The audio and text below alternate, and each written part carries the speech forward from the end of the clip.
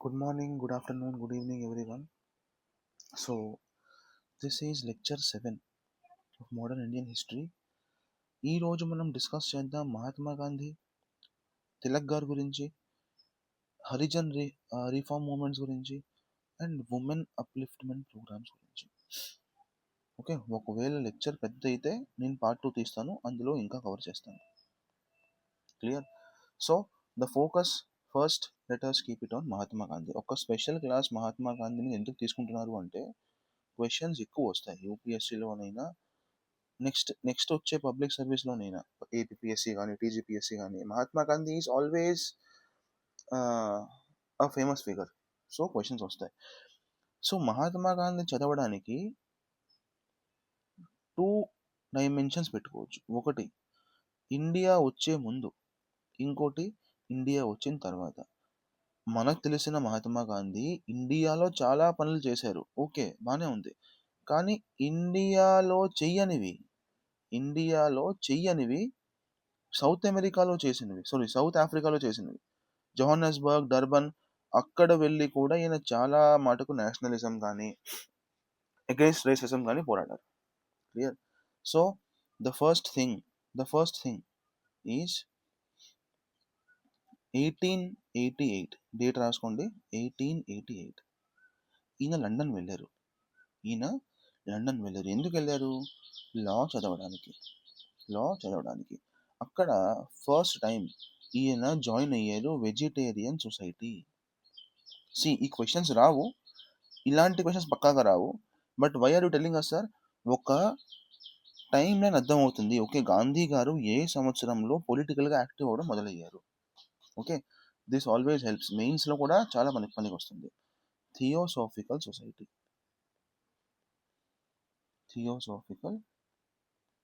Society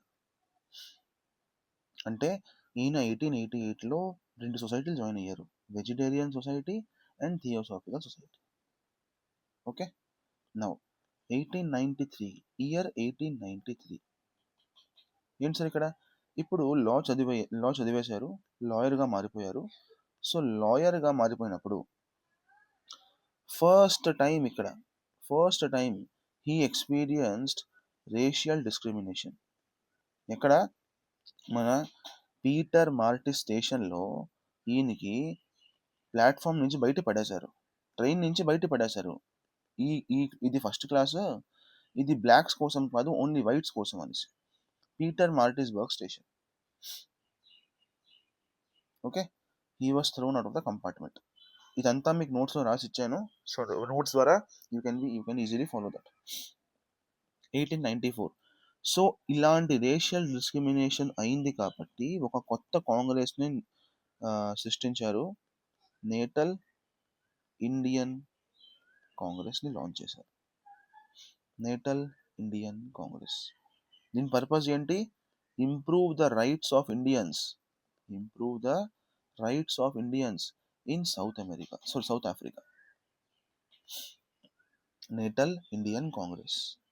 clear? Natal అంటే South ఆఫ్రికాలో ఒక లొకేషన్ పేరు, ఒక జియోగ్రఫికల్ పేరు. మీకు గుర్తుంటే మనం మెడిటరేనియన్ క్లైమేట్ చదువుతాం మనం జియోగ్రఫీలో. సో ఆ మెడిటరేనియన్నే ఇక్కడ నేటల్ కూడా అంటాం. 1899 ఏం చేశారు వీళ్ళు? ఆర్గనైజ్డ్ ఇండియన్ అంబులెన్స్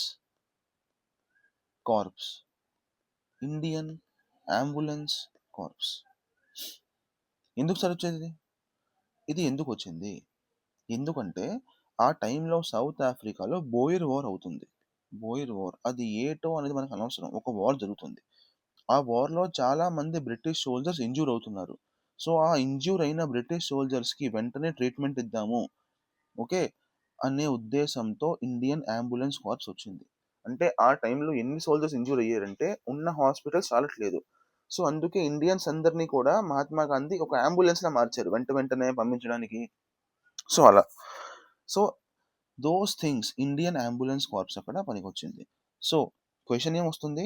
గాంధీ గారికి కైజరీ హింద్ అనే టైటిల్ దేనికోసం వచ్చింది?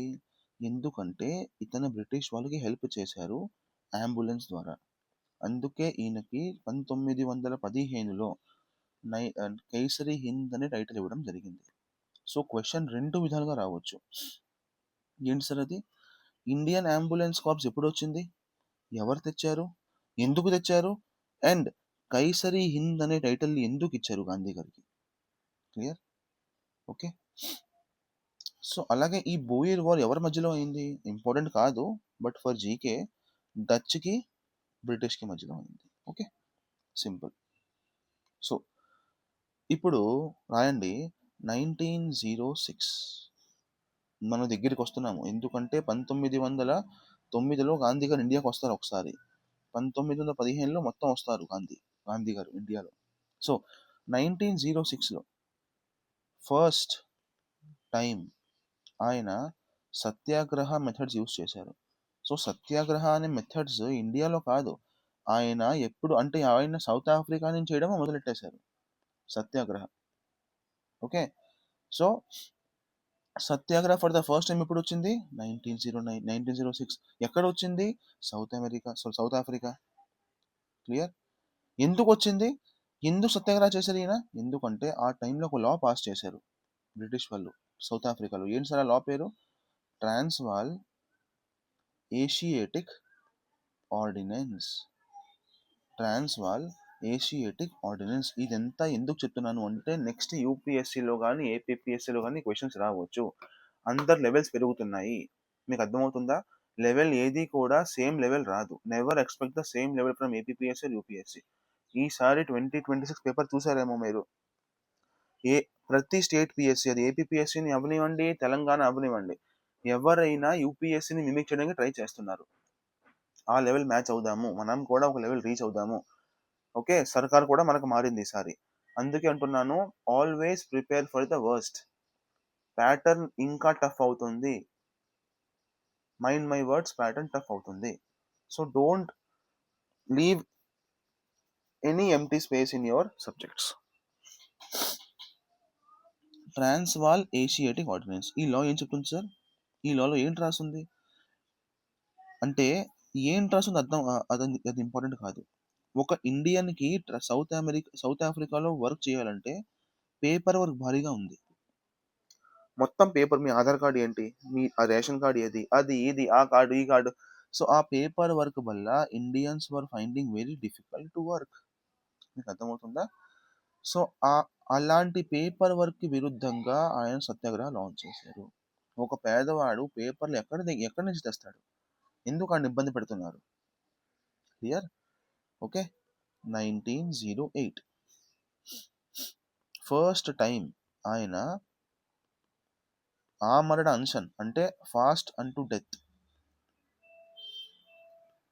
తెలుగులో ఏమంటామో ఇంకా నాకు తెలీదు, హిందీలో అయితే అది అంటాము ఆమరణ అన్షన్. అంటే చనిపోయినంత నేను ఫాస్టింగ్ చేస్తాను, నా డిమాండ్స్ పూర్తయినంత నేను ఫాస్టింగ్ చేస్తాను. ఓకే, ఎక్కడ చేశారు? సో క్వశ్చన్ ఎలా రావచ్చు ఇక్కడ? క్వశ్చన్ ఎలా రావచ్చు? వాడేమిస్తాడు, ఫస్ట్ ఫాస్ట్ అంటూ డెత్ అనే మెథడ్ ఈయన ఇండియాలో యూజ్ చేశారు. అయ్యో కాదు, సౌత్ ఆఫ్రికాలో ఆల్రెడీ అది జరిగిపోయింది. సత్యాగ్రహ ఫస్ట్ ఇండియాలో యూజ్ చేశారు. అయ్యో కాదు, అది ఎప్పటి నుంచో సౌత్ ఆఫ్రికాలో జరిగిపోయింది. అయితే ఫాస్ట్ అంటుంటుంది ఎక్కడ ఎక్కడ ఎక్కడ చేశారు ఆయన? జోహన్నస్బర్గ్లో చేశారు. జోహన్నస్బర్గ్లో చేశారు. Clear? Now the most important fact. 1909లో నేను ఒక పుస్తకం రాశారు, హింద్ స్వరాజ్. సో క్వశ్చన్ ఇలా కూడా రావచ్చు, హింద్ స్వరాజ్ ఆయన ఇండియాలో రాశారు. నో సార్, సౌత్ ఆఫ్రికాలో ఎందుకంటే ఇంకా ఇండియా రాలేదు. సో హింద్ స్వరాజ్ ఎప్పుడు రాశారు? 1909లో రాశారు. ఓకే, ఇందులో ఈయన ఇండస్ట్రియలైజేషన్ని అపోజ్ చేశారు.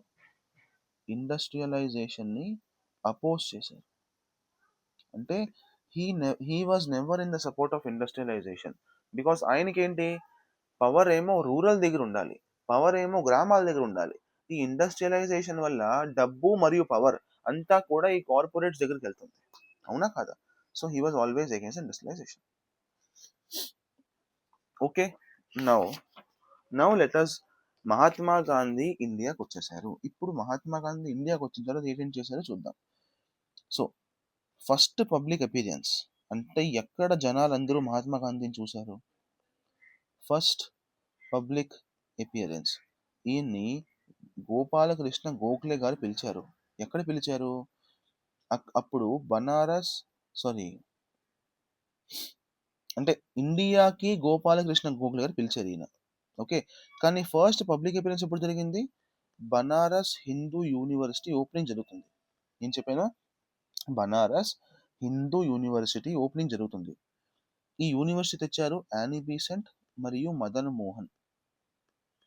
ఓకే, ఈ యూనివర్సిటీ యొక్క చీఫ్ గెస్ట్లా మహాత్మా గాంధీని కూడా పిలిచారు.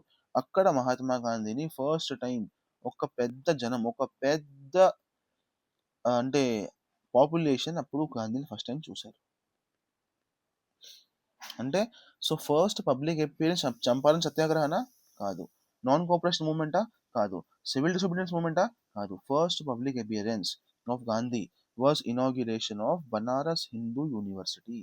బనారస్ హిందూ యూనివర్సిటీ. ఓకే, అది 1916లో.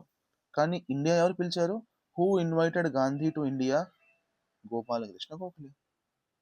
ఓకే, నెక్స్ట్ పబ్లిక్ అపీరియన్స్ 1917లో ఆయన చంపారన్ సత్యాగ్రహ చేశారు. చంపారన్ సత్యాగ్రహ చేశారు. గాంధీ గురించి ఒక్కొక్క మాట వెరీ వెరీ ఇంపార్టెంట్ క్వశ్చన్ ఎక్కడి నుంచి కూడా రావచ్చు. సో నేను గాంధీ గారు ఇండియాకి వచ్చిన ముందు కూడా కవర్ చేశాను, తర్వాత ఇప్పుడు కవర్ చేస్తాను. క్లియర్? సో చంపారన్ సత్యాగ్రహ. చంపారన్ సత్యాగ్రహ అంటే ఏంటి సార్? చూడండి, చంపారన్లో మెయిన్ ఏంటంటే ఒక ఇండిగో కల్టివేషన్ కంపల్సరీ చేసేసారు వారు. ఇండిగో కల్టివేషన్స్ కంపల్సరీ చేశారు. ఇండిగో ఒకవేళ మీరు పంట పండిస్తే కొన్ని పంటల తర్వాత ఆ భూమి యొక్క ఫెర్టిలిటీ ఖతం అయిపోతుంది. Clear? So this was the most major issue in planting of IndiGo. IndiGo.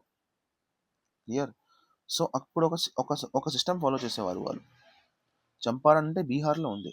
బీహార్లో ఒక సిస్టమ్ ఉండేది, తినకాఠియా సిస్టమ్. ఏంటది? తినకాఠియా సిస్టమ్. ఈ సిస్టమ్కి విరుద్ధంగా మహాత్మా గాంధీ ఇక్కడ పోరాడారు. ఈ సిస్టమ్ ఏంటి, ఎలా అనేది ఇంపార్టెంట్ కాదు ఇక్కడ. Okay, it is something related to IndiGo. Clear? కానీ మహాత్మా గాంధీ గారు ఈ సిస్టమ్కి విరుద్ధంగానే పోరాడారు. ఎవరు పిలిచారు గాంధీ గారిని? కలొచ్చిందా గాంధీ గారికి చంపారణలో జరుగుతుందనేసి? కాదు. ఒక వ్యక్తి, ఆ వ్యక్తి పేరు రాజకుమార్ శుక్లా అనే ఆయన చంపారణకి గాంధీ గారిని పిలిచారు. అయ్యా మీరు రండి, మా సమస్యను చూడండి, పరిష్కరించండి. Clear? Okay.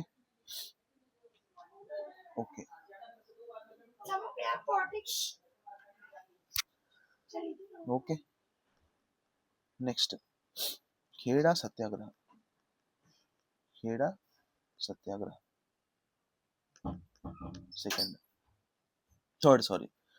Next public appearance అయింది ఖేడా సత్యాగ్రహలో 1918. ఎస్. సో 1918లో సారీ గైస్,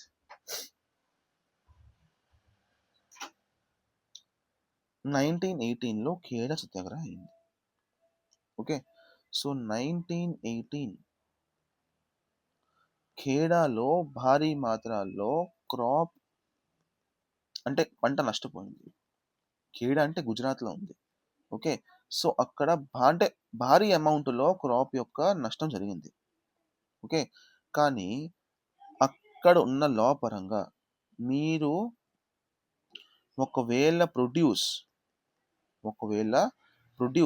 పంట 1/4 తక్కువ వచ్చింది అనుకోండి. ఫర్ ఎగ్జాంపుల్ నార్మల్ కండిషన్స్లో చూస్తే మీకు 100 జ్యూట్ బ్యాగ్స్ ఆఫ్ రైస్ మీరు ప్రొడ్యూస్ చేస్తున్నారు నార్మల్ కండిషన్స్లో. ఒకవేళ వెదర్ బాగాలేక లేదా ఏదో కండిషన్స్ వల్ల 25 కన్నా తక్కువ మీరు బ్యాగ్స్ ప్రొడ్యూస్ చేస్తే మీకు రెమిషన్ ఇస్తారు సర్కార్ వారు. రెమిషన్ అంటే ఏంటి సార్? ఓకే, ఈ సంవత్సరం ట్యాక్స్ కట్టక్కర్లేదు. ఓకే, అర్థమవుతుందా? కానీ ఆ టైంలో ఖేడా అనే రాజ్యంలో పంట 25కి తక్కువ ఉన్నా మీకు రెమిషన్ ఇవ్వలేదు. అక్కడ ఉన్న ఫార్మర్స్కి కోపం వచ్చింది. ఎందుకు మీరు రెమిషన్ ఇవ్వట్లేదు? లా పరంగా చూసినా కూడా 25 కన్నా తక్కువే కదా. ఎస్, అప్పుడు సర్దార్ వల్లభాయ్ పటేల్ గారు ప్లస్ గాంధీ గారు వీళ్ళిద్దరూ కలిపి ఒక ప్రొటెస్ట్ లాంచ్ చేశారు ఖేడా సర్కార్కి విరుద్ధంగా. ఓకే, సో అలా ఖేడా సత్యాగ్రహం ఫేమస్ అయింది. నెక్స్ట్ ఏంటి సార్? నెక్స్ట్ అయింది అహ్మదాబాద్ మిల్ స్ట్రైక్. నేనే తప్పుగా రాశాను, యాక్చువల్గా ఇది కిందకి రావాలి, అహ్మదాబాద్ పైకి రావాలి. అహ్మదాబాద్ మిల్ స్ట్రైక్ అనేది 1917లో వచ్చింది. ఓకే, సో ఒకవేళ ఆర్డర్లో చెప్పాలంటే ఫస్ట్ బనారస్ హిందూ విశ్వవిద్యాలయ ఓపెనింగ్లో వెళ్ళారు, సెకండ్ చంపారన్ సత్యాగ్రహంలో వెళ్ళారు, థర్డ్ అహ్మదాబాద్ మిల్ స్ట్రైక్లో వెళ్ళారు, ఫోర్త్ ఖేడా సత్యాగ్రహంలో వెళ్ళారు. మీకు అర్థమవుతుందా? సో ఇది ఆయన చేసిన public appearances. Next Ahmedabad mill స్ట్రైక్లో next launching. First time Gandhi garu ఇక్కడ ఇండియాలో హంగర్ స్ట్రైక్ అనే మెథడ్ని యూజ్ చేశారు. లాస్ట్ టైం ఎప్పుడు చేశారు? ఎనీవన్ లాస్ట్ టైం ఎప్పుడు చేశారు? సౌత్ ఆఫ్రికాలో చేశారు. ఎందుకు చేశారు గమనిస్తున్నారా? ఎందుకు చేశారు? ఇక్కడే రాశాను, జోహానస్బర్గ్లో చేశారు. ఎందుకు చేశారు? ఓకే, అది అనవసరం. జోహానస్బర్గ్లో ఫస్ట్ టైం ఫాస్ట్ అంటూ డెత్ చేశారు. Clear? Okay, so hunger strike అనే మెథడ్ ఇండియా కొత్త కాదు, మహాత్మా గాంధీ కొత్త కాదు, సో అది ముందు కూడా జరిగిపోయింది. ఓకేనా? ఇప్పుడు ఈ స్ట్రైక్ ఏంటి? ఆబ్వియస్గా వర్కర్స్కి ఏదో ఇష్యూ ఉంటుంది, అదే కదా స్ట్రైక్. అందులో రీజన్స్ ఏం అక్కర్లేదు. క్లియర్? అక్కడ ఏదో బోనస్ ఇష్యూ అయింది, బోనస్ ఇవ్వనని చెప్పింది సర్కార్, అంతే, పని అయిపోయింది. ఓకే, సి రీజన్స్ చెప్తాను ఆగండి. అక్కడ ప్లేగ్ అనే డిసీజ్ చాలా ఎక్కువగా స్ప్రెడ్ అవుతుంది. దానివల్ల వర్కర్స్ బోనస్ అడిగారు. ఎందుకంటే మేము వస్తున్నాము, మా ప్రాణాలకు చాలా రిస్క్ అయినా మేము పని చేస్తున్నాము అంటే ఆ టైంలో it was like okay, bonus ఇద్దాము. కానీ అహ్మదాబాద్ మిల్ వాళ్ళు ఇంకా అక్కడ బోనస్ ఇవ్వలేదు. That is the reason Ahmedabad mill strike అయింది. ఆ స్ట్రైక్లో గాంధీ గారిని పిలిచారు. Okay, you help us in getting the bonus, you help us in getting a permanent solution. So అలా. Okay, next appearance Jallianwala Bagh massacre. Okay, ఈ జలియావాలా బాగ్ అంటే ఏంటి సార్? ఇది ఒక event. Okay, Rowlatt act pass అయింది. రోలాట్ యాక్ట్ అంటే ఏంటి? ఎవరినైనా ఎప్పుడైనా ఏ ఇండియన్కైనా అరెస్ట్ చేయొచ్చు, డౌట్ మాత్రం వచ్చినా అరెస్ట్ చేయొచ్చు. మీకేం చెప్పాను? సింపుల్గా రౌలాట్ యాక్ట్ని అర్థం చేసుకోవాలంటే ఇంతకుముందు ఏమయ్యేది? మిమ్మల్ని అరెస్ట్ చేసేవారు, కోర్టులో ప్రూవ్ అయితే మీకు జైల్లో పడేసేవారు. కానీ ఇప్పుడు ఏంటవుతుంది? డౌట్ మాత్రం వచ్చినా మిమ్మల్ని జైల్లో పడేస్తారు, కొడతారు, ఏదేదో చేస్తారు, వాళ్ళ ఇష్టం అది. క్లియర్? ఓకే, అందుకే ఈ రౌలాట్ యాక్ట్కి విరుద్ధంగా గాంధీ గారు సత్యాగ్రహ సభ లాంచ్ చేశారు. ఏం చెప్పాను నేను? సత్యాగ్రహ సభ లాంచ్ చేశారు. ఈ యాక్ట్ని మనం పాలించము, టు ప్లెడ్జ్. ఓకే, ఇప్పుడు సెక్షన్ అప్పుడు 123 అంటే ఏదో సెక్షన్ వేశారు ఇక్కడ, ఒక ఏరియాలో ముగ్గురు కన్నా ఎక్కువ కలవకూడదు. నేనేం చెప్పాను? ఒక ఏరియాలో ముగ్గురు కన్నా ఎక్కువ జనాలు కలవకూడదు. ఎందుకంటే 1919లో నేషనలిజం పీక్స్ మీద ఉంది. నేషనలిజం అంటే ఎక్కడైనా గుంపు కలుస్తుంది అంటే అక్కడ జోష్ రావాలి, భాషణలు అవుతాయి, కొన్ని అలా ఉంటాయి కదా, హార్ట్ వార్మింగ్ మూమెంట్స్. సో అలా ఉంటాయి. సో అలాంటివి జరగకుండా ఉండడానికి సెక్షన్ 123. నాకు ఇంకా నంబర్ గుర్తులేదు కరెక్ట్గా. ఒక సెక్షన్ వేసి ఆ సెక్షన్ పరంగా 2 కన్నా 3 కన్నా ఎక్కువ గ్రూప్స్లో రోడ్ల మీద ఉండకూడదు. అయినా మన జలియావాలా బాగ్లో ఒక పెద్ద గుంపు కలిశారు. అది తెలిసింది జనరల్ డయర్కి. వెళ్ళిపోయాడు, AK-47 పట్టుకొని దడ మన వాళ్ళని, మన లీడర్స్ని అస్సలు దయ లేకుండా కాల్చేశాడు. అందరినీ చంపేశాడు అక్కడ. Okay, this was the saddest part of Indian history. Jallianwala బాగ్లో కతలేఆం అయింది. ఉర్దూలో కతలేఆం అంటే genocide, mass genocide. Clear? Okay, so ఇదంతా చూసిన తర్వాత గాంధీ గారు తమ కైసరే హింద్ టైటిల్ని అబెండాన్ చేశారు. కైసరే హింద్ టైటిల్ ఎందుకు వచ్చింది మీకు తెలుసు, ఎప్పుడు వచ్చింది మీకు తెలుసు. అలాగే రవీంద్రనాథ్ ఠాగూర్ గారు తమ నైట్హుడ్ని మళ్ళీ ఇచ్చారు. తమ నైట్హుడ్, ఇది కూడా టైటిల్ లాంటిదే, ఒక బిరుదు లాంటిదే, టైటిల్ హుడ్. ఓకే, ఈ రౌలట్ యాక్ట్కి విరుద్ధంగా ముగ్గురు రిజైన్ చేశారు. ఎక్కడి నుంచి? లోక్సభ నుంచి, అంటే సెంట్రల్ లెజిస్లేటివ్ అసెంబ్లీ నుంచి. ఎవరెవరు వాళ్ళు? MQ sir, MQ. First M is Madan Mohan Malviya, second M is Mohammad Ali Jinnah, third is Mazhar ul Haq. Okay, so Gandhi గారు రౌలట్ సత్యాగ్రహ అనే మూవ్మెంట్ని లాంచ్ చేశారు. రౌలట్ సత్యాగ్రహ, పదండి పోరాడదాం, పదండి ఈ యాక్ట్ విరుద్ధంగా పోరాడదాం. కానీ ఈ యాక్ట్లో కొన్ని ఫ్లాస్ ఉన్నాయి, కొన్ని లూప్ హోల్స్ ఉన్నాయి. హిందూ ముస్లిం యూనిటీ ఇక్కడ కనిపించలేదు మనకి. ఓకే, ఇక్కడ అంటే ముస్లిం సపోర్ట్ చేయడం లేదు కొన్ని చోట్ల. ఓకే, నెక్స్ట్ మాస్ గ్యాదరింగ్ లేదన్నమాట. ఇప్పుడు గాంధీ గారు వచ్చే ముందు ప్రాబ్లం ఏంటి? మనం ఇండియా కోసం పోరాడాలా, దేనికోసం పోరాడాలనే క్లారిటీ లేదు జనాల్లో. ట్రైబ్స్ అనేవాళ్ళు మాకు మా భూమి కావాలి, పీసెంట్స్ అనేవాళ్ళు మాకు మా పంట కావాలి, ఉమెన్ అంటే మాకు మా ఇండిపెండెన్స్ కావాలి, ఇలా అన్నమాట. ఇలా ప్రతి ఒక్క సొసైటీలో వర్గం మన యొక్క గోల్ వేరేగా ఉండేది.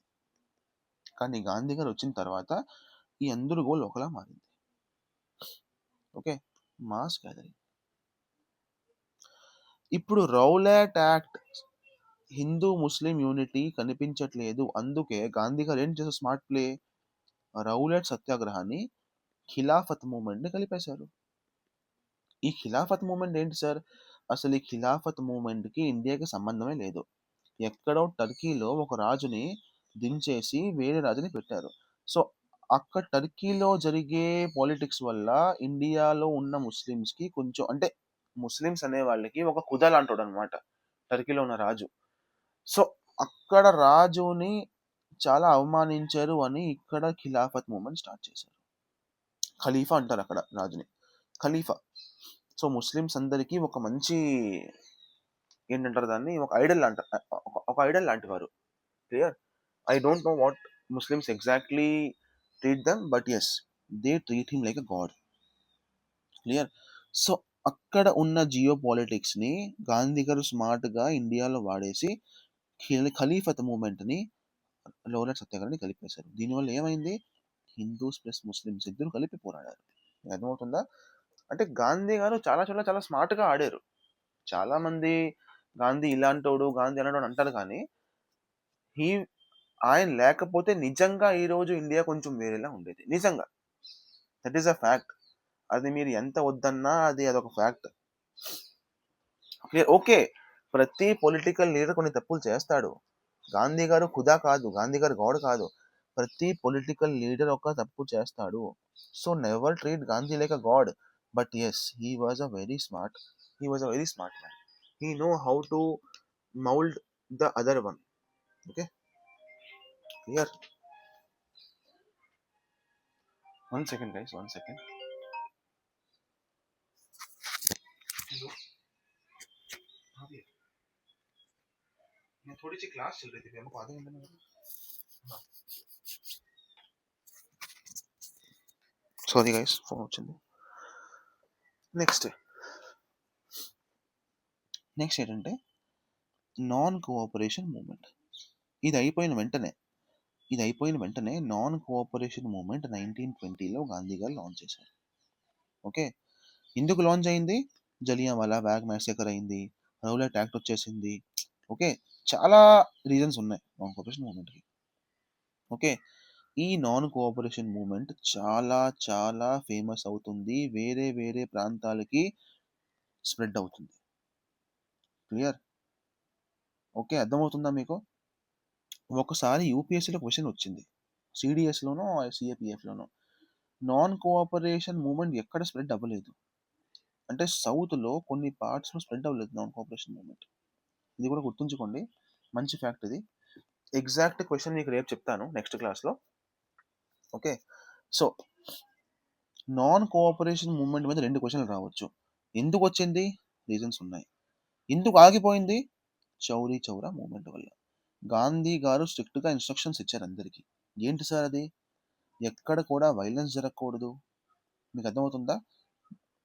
ఎక్కడ కూడా హార్ష్ మెథడ్ జరగకూడదు. షాప్స్ కాల్ చేసాము, ఇల్లులు కాల్ చేసాము.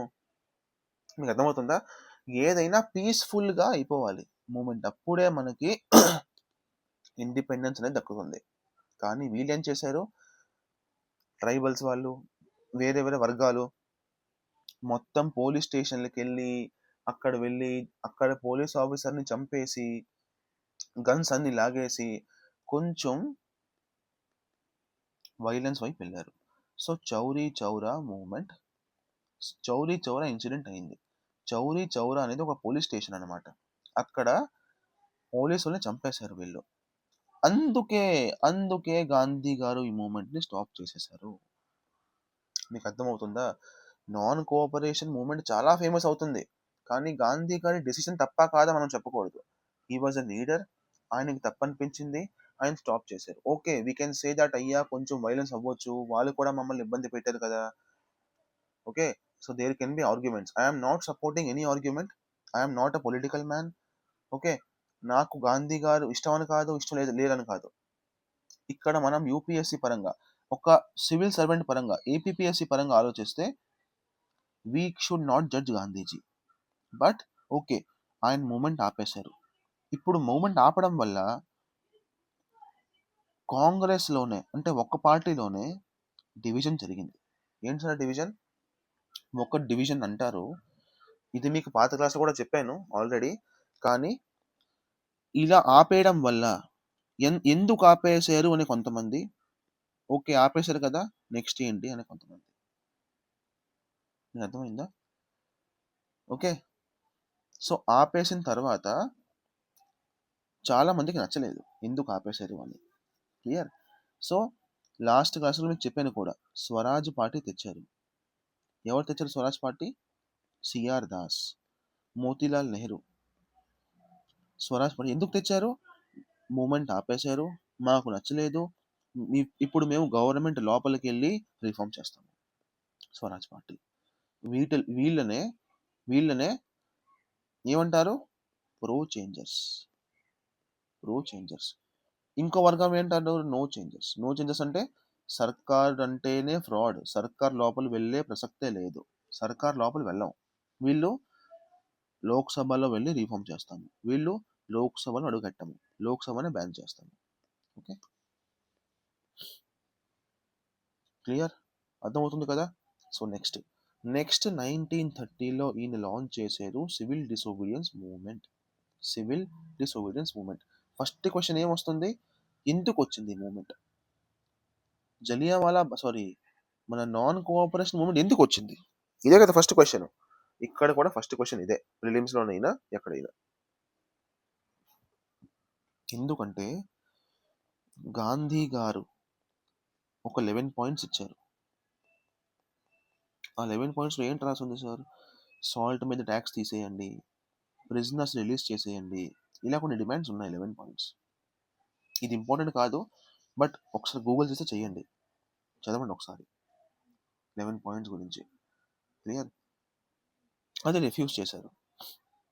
అది రిఫ్యూజ్ చేసిన తర్వాత సివిల్ డిసోబీడియన్స్ మూమెంట్ లాంచ్ చేశారు. క్లియర్? అర్థమవుతుందా? ఎక్కడి నుంచి స్టార్ట్ చేశారు? క్వశ్చన్ 1, దాండీ నుంచి. దాండీ ఎక్కడ? గుజరాత్లో, సాబర్మతి ఆశ్రమం. దాండీ మార్చ్ లాంచ్ చేశారు ఫ్రమ్ సాబర్మతి ఆశ్రమం. సాబర్మతి ఎక్కడ? Gujarat. Clear?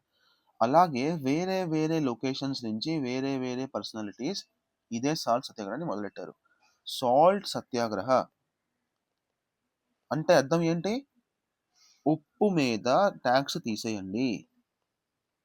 Okay. Civil disobedience అంటే ఏంటి? ఒక లాని మేము పాటించము. సివిల్ అంటే సివిల్ లా, డిసోబీడియన్స్ అంటే మనం పాటించము. అంటే సాల్ట్ మీద మీరు పెట్టిన లా మేము పాటించము. అందుకే సివిల్ డిసోబీడియన్స్ మూవ్మెంట్ని సాల్ట్ సత్యాగ్రహ కూడా అంటాము. క్లియర్? ఆ టైం ఎందుకు గాంధీ గారు సాల్ట్ అనేది చూస్ చేశారు? ఎందుకంటే ఆ టైంలో ప్రతి కిచెన్లో ఉండేది salt.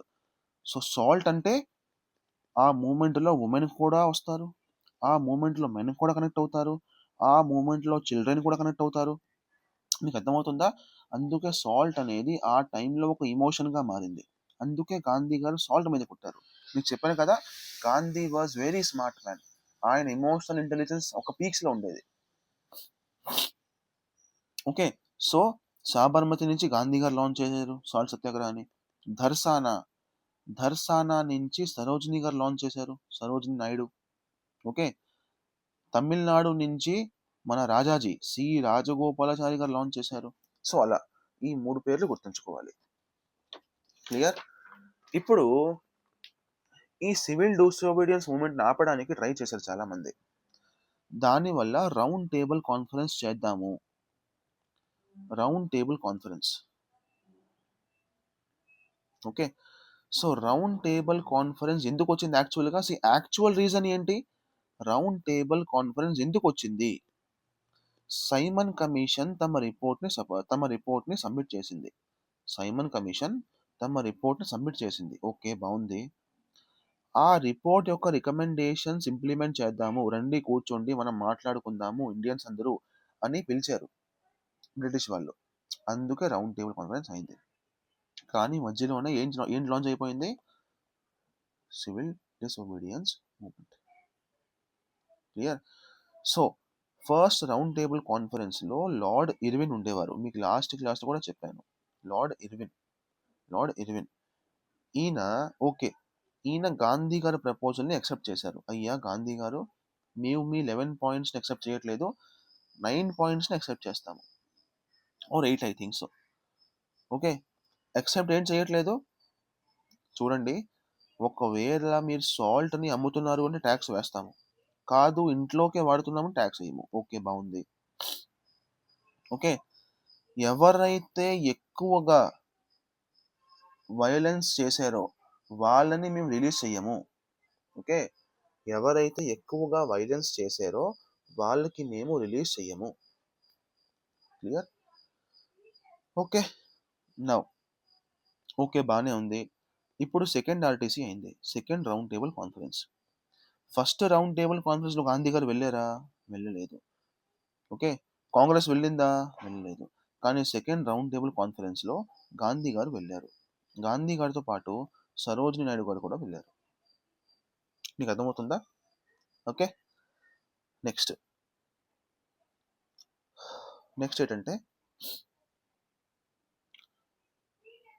Second round table first round table conference అయింది 1930స్లో. సెకండ్ రౌండ్ టేబుల్ కాన్ఫరెన్స్ కూడా 1931 సెప్టెంబర్లో అయింది. ఓకే, అర్థమవుతుందా? కానీ ఇక్కడ తేడా పని ఏం చేశారు వీళ్ళు? తేడా పని చేశారు. కమ్యూనల్ అవార్డ్ తెచ్చేశారు. అంటే ఏంటి సార్? సెపరేట్ ఎలక్టోరేట్ సిస్టమ్ మళ్ళా తెచ్చారు. దీనివల్ల ఏమవుతుంది? వేరే వేరే మతాల మధ్యలో డిఫరెన్స్ ఏర్పడుతుంది, డిస్క్రిమినేషన్ చేస్తుంది బ్రిటిష్ వాళ్ళు డిస్క్రిమినేషన్ చేస్తున్నారు. దీనివల్ల ఏమవుతుంది? వాళ్ళ డివైడ్ అండ్ రూల్ పాలసీ ఇంకా సక్సెస్ అవుతుంది తప్ప మన ఇండియన్స్కి ఎటువంటి మేలు జరగదు. సో గాంధీ గారు ఇది ముందే పరిశీలించారు. క్లియర్? ఓకే, సో ఏమైంది దీనివల్ల గాంధీ గారికి మళ్ళా కోపం వచ్చింది. గాంధీ గారు మళ్ళా సివిల్ డిసోబీడియన్స్ మూమెంట్ లాంచ్ చేశారు. అంటే సివిల్ డిసోబీడియన్స్ మూమెంట్ 2 పార్ట్‌గా వచ్చాయి. ఒక పార్ట్ మొదలైంది. కానీ దాని తర్వాత గాంధీ గారి యొక్క డిమాండ్స్ యాక్సెప్ట్ చేశారు. ఒకసారి ఆపారు.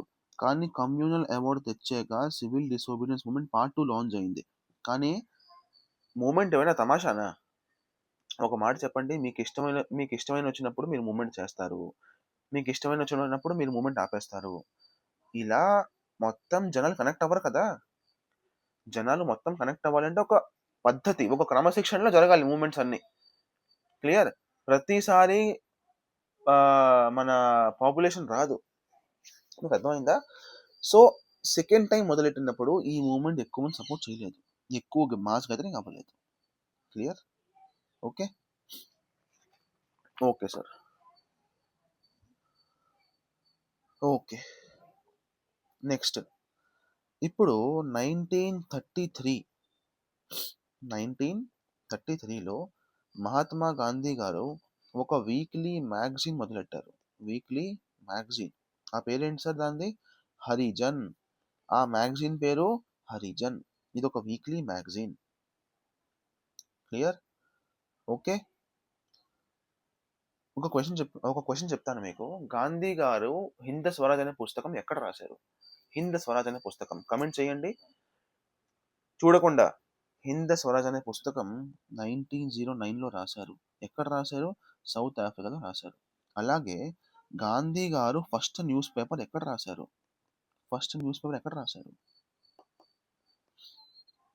గాంధీ గారు ఫస్ట్ న్యూస్ పేపర్ రాసింది సౌత్ ఆఫ్రికాలోనే. ఆ న్యూస్ పేపర్ పేరేంటి సార్? Indian opinion. అంటే సౌత్ ఆఫ్రికాలోనే ఫస్ట్ న్యూస్ పేపర్ రాశారు ఇండియన్ ఒపీనియన్. ఓకే. మరి సెకండ్ ఎక్కడ రాశారు సార్? ఇండియాలో రాశారు. దాని పేరేంటి సార్? Young India. క్లియర్? ఈ రెండు గుర్తుంచుకోవాలి. Very very important fact. First news paper ఎక్కడ రాశారు? South Africa. సెకండ్ ఇండియాలో. దీని పేరు ఏంటి? మీకు అర్థమవుతుందా? ఓకే. ఈయన ఒక 3వ న్యూస్ పేపర్ కూడా రాశారు. దాని పేరే నవజీవన్. కొత్త జీవితం. నవజీవన్. ఓకే, డన్, ఖతం. ఓకే. 1939లో మహాత్మా గాంధీ రెజ్యూమ్ చేశారు తమ పొలిటికల్ కెరియర్ని.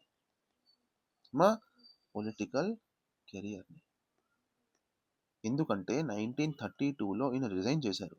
నేను మరి యాక్టివ్ పాలిటిక్స్లో రాను. 39లో మళ్ళీ రెజ్యూమ్ చేశారు తమ పొలిటికల్ కెరియర్ని. క్లియర్?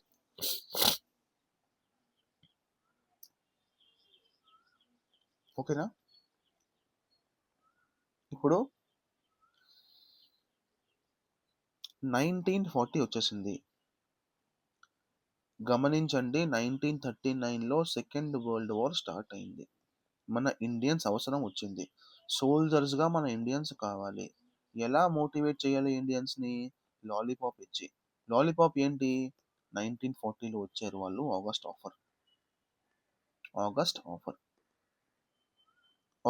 ఆఫర్ ఏమి ఇచ్చారు? అది మనం నెక్స్ట్ క్లాస్ నేర్చుకుందాము. నెక్స్ట్ క్లాస్ అనేది ట్రాన్స్ఫర్ ఆఫ్ పవర్. అందులో ఈ అన్ని August offer, క్రిప్స్ machine, CR plan, Desai Liaquat plan, Wavell plan, ఇవన్నీ కూడా డీటెయిల్డ్గా మనం చూద్దాం. ఓకే. ఇక్కడ మనం కిచిడి చేయము. సో ఆగస్ట్ ఆఫర్ తెచ్చారు. ఏదో డిమాండ్స్ పెట్టారు. ఇది యాక్సెప్ట్ చేస్తాము, అది యాక్సెప్ట్ చేస్తాము. క్లియర్? కానీ గాంధీ గారికి నచ్చలేదు. గాంధీ గారు ఏంటి లాంచ్ చేశారు దీని తర్వాత? ఇండివిజువల్ సత్యాగ్రహ. అర్థం ఏంటి sir? So first individual సత్యాగ్రహి was Acharya Vinoba Bhave. Second was Jawaharlal Nehru. Third was Brahmadatt.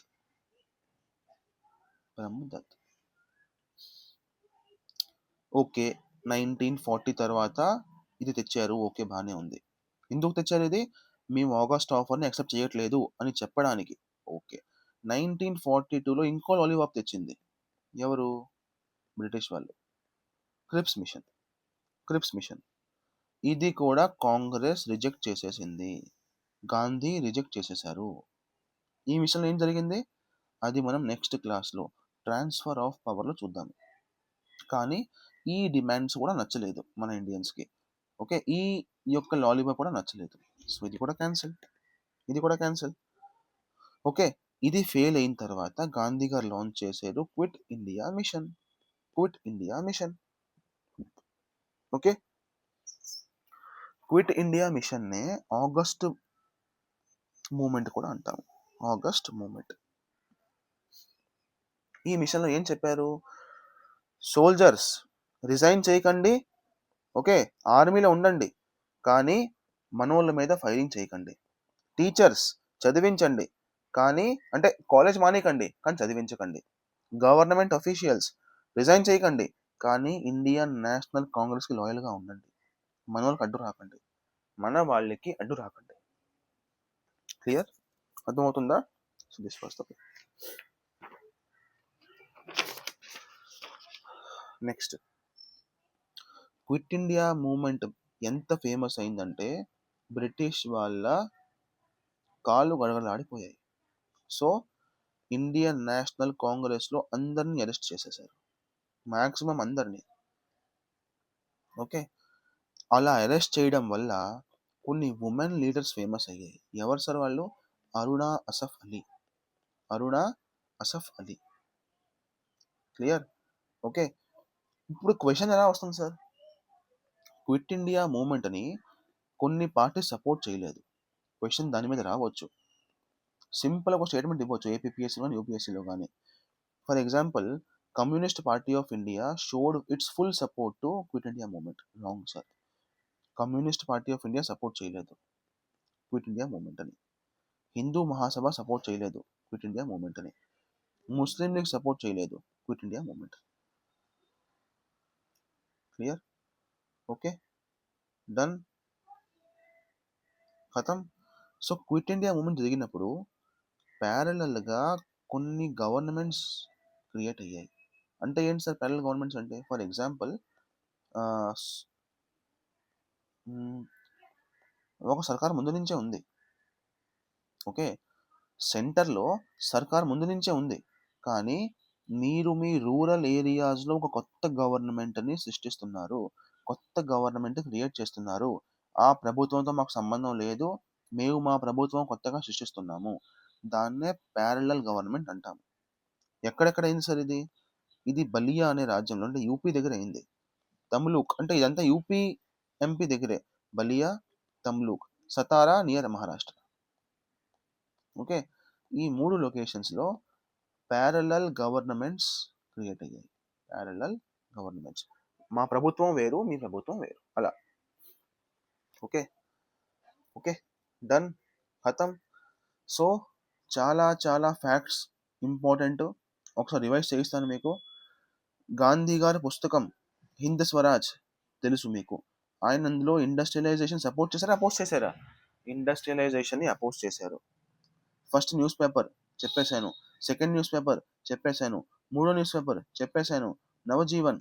Okay, okay, order మీకు చెప్పేశాను, చంపారన్, అహ్మదాబాద్, అండ్ మూడోది ఫస్ట్ బనారస్ హిందూ యూనివర్సిటీ, చంపారన్, అహ్మదాబాద్. ఇంకా ఇంకా చెప్పాలి, మీరే చెప్పాలి, కమెంట్ చేయండి. Clear? Okay, next round table conference కూడా మీకు చెప్పేశాను గాంధీ గారి గురించి. ఓకే, సో ఇంపార్టెంట్ పాయింట్స్ అన్ని కవర్ అయ్యాయి గాంధీ గారి గురించి. ఓకే, ఎస్, ఒక రాసుకోండి ఒక fact. Gandhi as Mahatma. Gandhi as Mahatma ఈ పుస్తకం ఎవరు రాశారు? షాహిద్ అమీన్. గాంధీ యాజ్ మహాత్మా అనే పుస్తకం ఎవరు రాశారు? Shahid Amin. Clear? So time ఎక్కువ అయిపోయింది గాంధీలోనే. సో ఈ 3 టాపిక్స్ మనం నెక్స్ట్ క్లాస్లో చేద్దాం. క్లియర్? ఏవి? తిలక్ గారు, Harijan reform and women upliftment. We can cover it in next class. Till then, revise చేస్తూ ఉండండి. రివిజన్ చేయకుండా ఏ ఎగ్జామ్ కూడా పనవ్వదు. తక్కువ చదవండి, ఎక్కువ రివైజ్ చేయండి. తక్కువ చదవండి, ఎక్కువ రివైజ్ చేయండి. క్లియర్? Thank you. బాయ్.